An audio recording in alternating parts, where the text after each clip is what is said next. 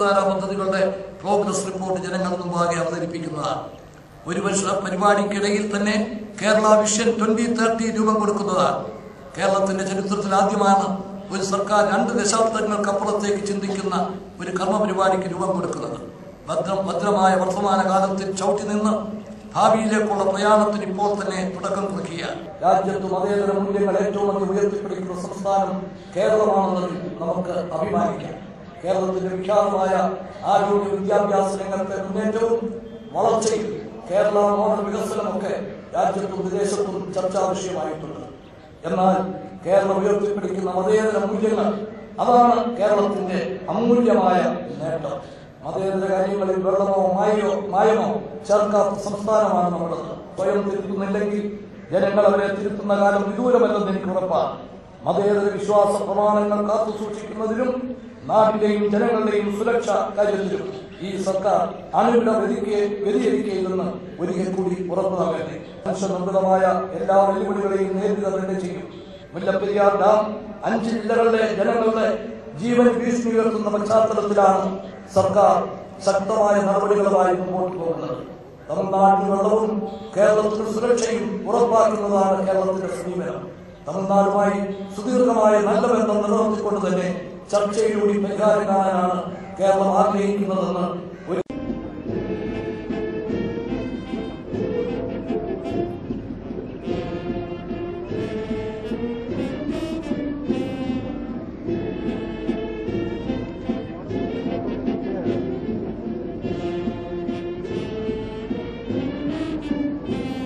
തുടർന്നു പോകുന്നത് secretary command ഭാരതീയ വായുസേനയുടെ സ്ഫോടനം ചെയ്ത രജനീഷ് കൊണ്ടയാണ്. അടുത്തതായി ബഹുമാനപ്പെട്ട മുഖ്യമന്ത്രിക്ക് അഭിവാദ്യം അർപ്പിച്ച് തുടർന്നു പോകുന്നത് കരസേനയുടെ മദ്രാസ് റെജിമെന്റിന്റെ 7ാം ബറ്റാലിയൻ ലേഖകൻ സിംഗ് നയിക്കുന്ന പ്ലറ്റൂണാണ്.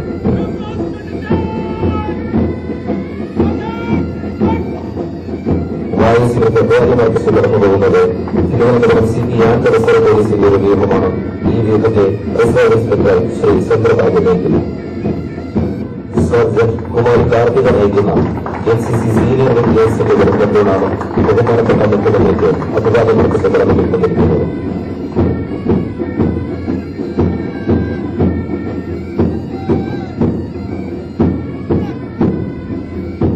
Cadet captain Shri Akhil VS നയിക്കുന്ന NCC സീനിയർ ഡിവിഷൻ നേവി ബോയ്സിന്റെ പ്ലറ്റൂണാണ് ബഹുമാനപ്പെട്ട മുഖ്യമന്ത്രിക്ക് അഭിവാദ്യം ചെയ്ത് കടന്നു പോകുന്നത്.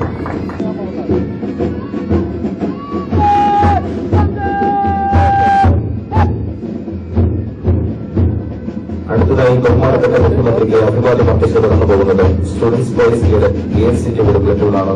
ഇതിനെ കുമാരി ഫാത്തിമ S നയിക്കുന്നു.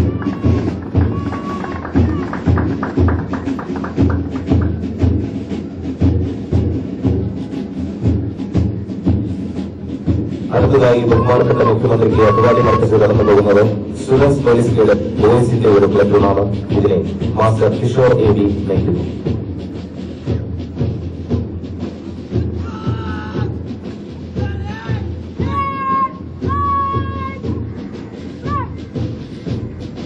ഗ്രൂപ്പ് ലീഡർ മാസ്റ്റർ JJP നയിക്കുന്ന ഭാരത് സ്കൌട്ടിന്റെ വ്യൂഹമാണ് ഇപ്പോൾ ബഹുമാനപ്പെട്ട മുഖ്യമന്ത്രിക്ക് അഭിവാദ്യം ചെയ്ത് കടന്നു പോകുന്നത്.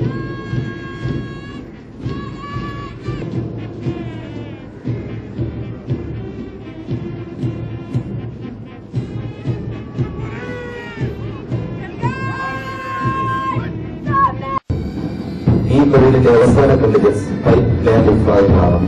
കരസേനയിലെ 7ാം Madras regiment, special armed police എന്നിവയും യഥാക്രമം നായിക് സുബേദാർ എന്നിവരെ ബാൻഡ് സബ് ഇൻസ്പെക്ടർ കൂടി രൂപീകരിച്ച് ബഹുമാനപ്പെട്ട മുഖ്യമന്ത്രിയെ അഭിവാദ്യം നടത്തുന്നു.